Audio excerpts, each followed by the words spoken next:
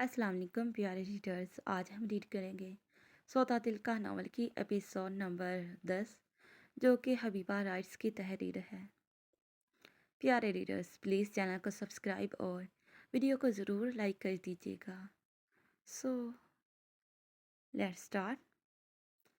Mom, क्या है? सोने दे मुझे, मुझे नहीं उठना। पहले लेट नाइट पार्टियों में भैया लेकर जाते हैं और फिर बाद में मॉम आप हमें अर्ली इन द मॉर्निंग उठाने आ जाती हैं। अन्नू बेटा, ऐसे नहीं करते, उठ जाओ। तुम्हारे डैड डाइनिंग टेबल पर तुम्हारा वेट कर रहे हैं। अगर तुम नीचे नहीं आई तो वो खुद आकर देखना कैसे तुम्हारे इन बेवक्त के ड्रामों को ख़त्म करते। वो ब्लैकेट में छुपे उसके वजूद को देखते दांत पीस कर बोली और एक आखिरी धमकी देकर बेड पर से उठ गई। जानती जो थी उनका ये आखिरी हरवा उनके लाडली बेटी की नींद को मिनटों में उड़न छू कर देगा।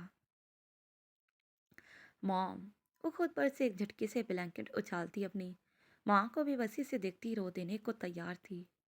मेरा बच्चा, कॉलेज जाना भी तो ज़रूरी है। आरिस नाश्ता भी कर चुका होगा और तुम अभी तक ब्लैंकेट से बाहर ही नहीं निकली।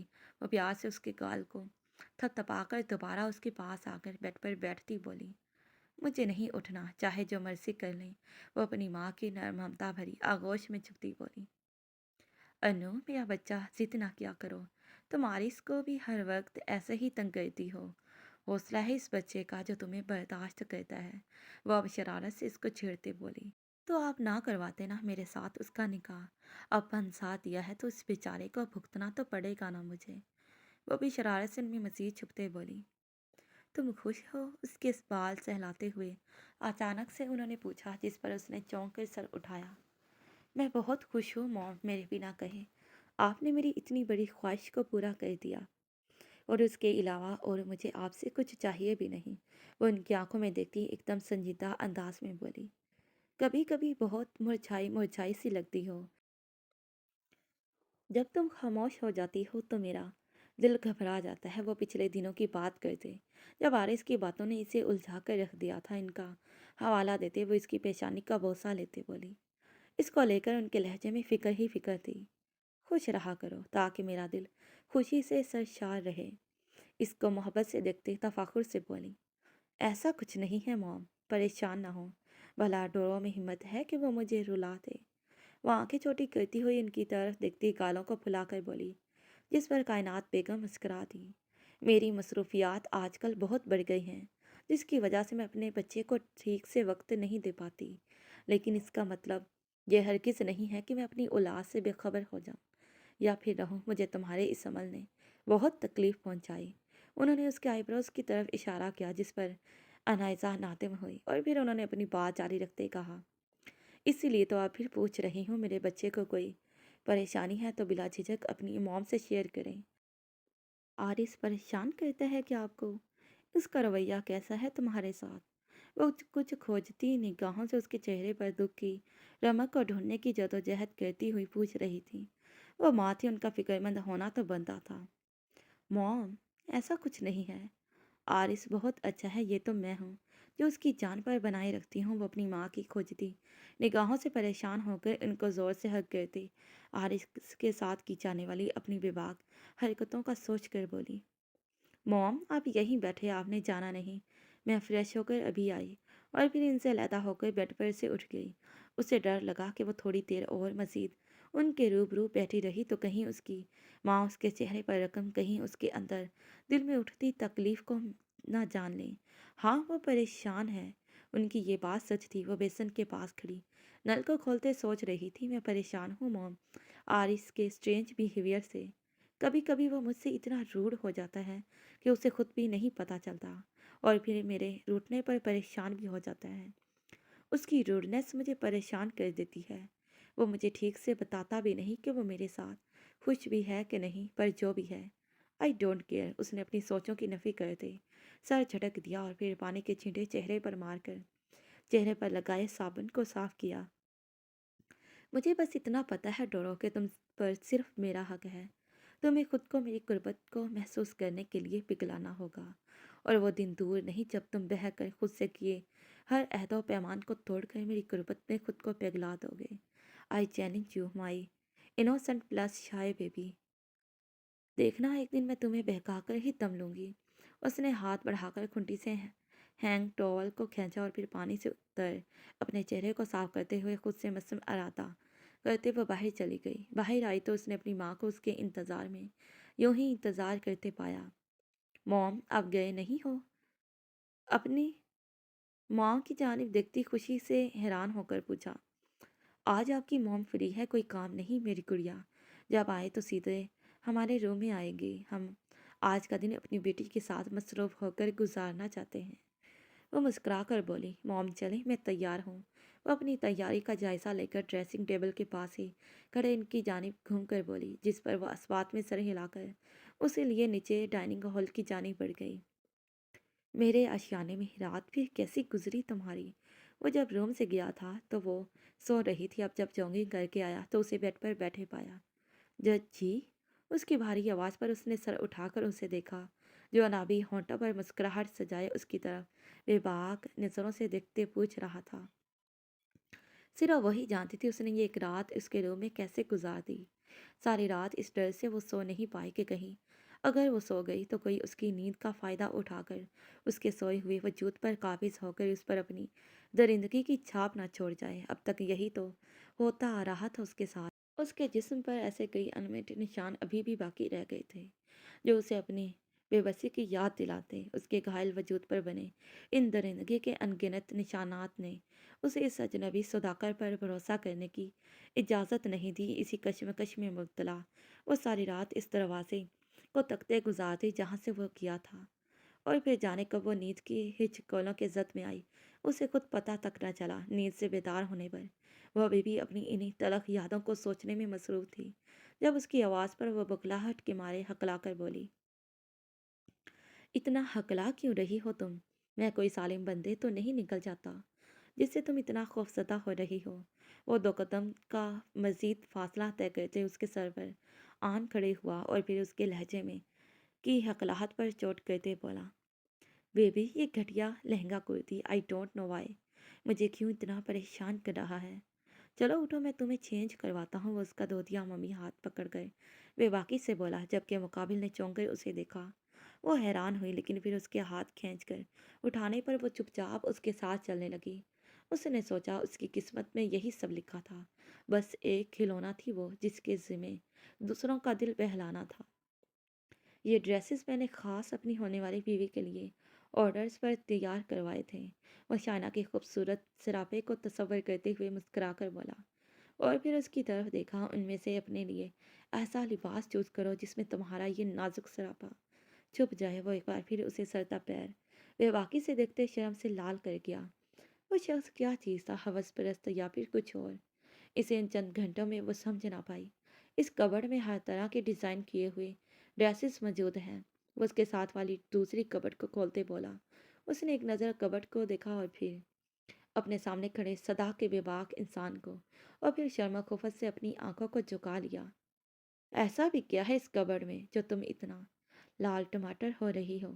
उसने एक नज़र कबर्ड को देखा और फिर उसकी तरफ, जिसमें इत्तफाकन लेडीज़ का सभी पर्सनल सामान मौजूद था। जिस पर खुफत ज़दा होते उसने झटके से इस कबर्ड को बंद कर दिया। उसे शाइना पर जी भर कर गुस्सा आया, जिसकी वजह से उसे शर्मिंदगी उठाना पड़ी। उसने ही तो चंद दिन पहले इसके ड्रेसिंग रूम की सभी सेटिंग की थी। अब उसे क्या पता किस कबर्ड में कौन सी चीज़ें इसने रखी हुई थी। आई एम सॉरी, उसने लब भेज कर शर्मिंदगी से कहा, और फिर उसके शर्माए घबराए नाजुक वजूद को देखा। उसकी लंबी घनेरी स्याह पलकें जो उस बेबाक इंसान के सामने उठने से इनकारी थी, इनको देखते वो बेखुद हो गए। इनको अपने लबों से छूने के लिए बेकरारी से उसकी तरफ बढ़ा। जब यकायक उसके अपनी तरफ कदम बढ़ाने पर वो खौफजदा होकर तो कदम उससे दूर हुई। उसका लहू रंग छलकाता सुर्ख चेहरा जर्द पत्ते की मानित पीला पड़ गया, जबकि उसकी दिगर को हालिद को देखते उसने अपने कदमों को वही फौरन रोक लिया। लानत है तुम पर इकराम खान ज़्यादा, जो तुम इस लड़की के सामने इतने बेलगाम हो रहे हो। खुद पर मलामत करते उसने इसकी तरफ देखा। ये ड्रेस पहनकर नीचे आओ।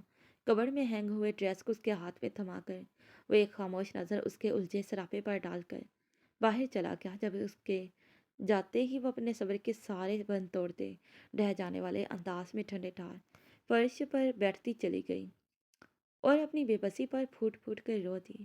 میں مجھے اب بچا لے میرے اللہ، میں مجھے موت دے دے، یا پھر مجھ پر موت حلال کر دے کہ میں خود اپنی جان لے لوں، اور نہیں سہا جائے گا مجھ سے میرے دکھوں کا مداوع کب ہوگا یا رب، میری آزمائش کو ختم کر دیں، میرے اللہ مجھے تحفظ دیں، اس شخص کے دل میں اپنا خوف ڈال دیں، میرے اللہ یہ میری عزت کو مجروح نہ کریں، میری ذات کو پامال نہ کرے، بس اس بار مجھے بچا لے۔ وہ اپنے رب سے مخاطب ہوتے ہوئے سسک سسک کر رو رہی تھی۔ اگر اس کا یہ سسکنا اور تڑپنا اکرام خانزادہ دیکھ لیتا تو شاید اس کے ساتھ وہ اتنا بڑا ظلم ڈھانے کی غلطی نہ کرتا، اب تک شاید وہ اسے اس کے گھر اس کے اصل حقدار کے پاس پہنچا چکا ہوتا۔ کافی دیر رونے دھونے کے بعد وہ پھر اپنے لاغر وجود کو کھینچتے فریش ہونے کی غرض سے واش روم میں بند ہو گئی۔ خان سر سیڑھیوں سے سہج سہج کر اترتے اپنے سامنے اس لڑکی کو جو سیاہ رنگ کے شلوار قمیض میں ملبوس تھی اور اس کے ہم رنگ سیاہ رنگ کا دوپٹہ اوڑھے جس کے کناروں پر ہلکا سا سنہری رنگ کا کام کیا ہوا تھا، اسے دیکھ کر وہ خوشی سے بے قابو ہوتے اکرام کی طرف بڑھا۔ اس لڑکی کا مکمل پردے میں ہونا اس بات کی علامت تھی کہ اس کے سر نے اس معصوم کے ساتھ کسی قسم کی کوئی زیادتی نہیں کی۔ وہ پرجوش سا ہوا اکرام کے گلے ملنے لگا، جبکہ اکرام نے خفت زدہ ہو کر اسے خود سے دور کیا۔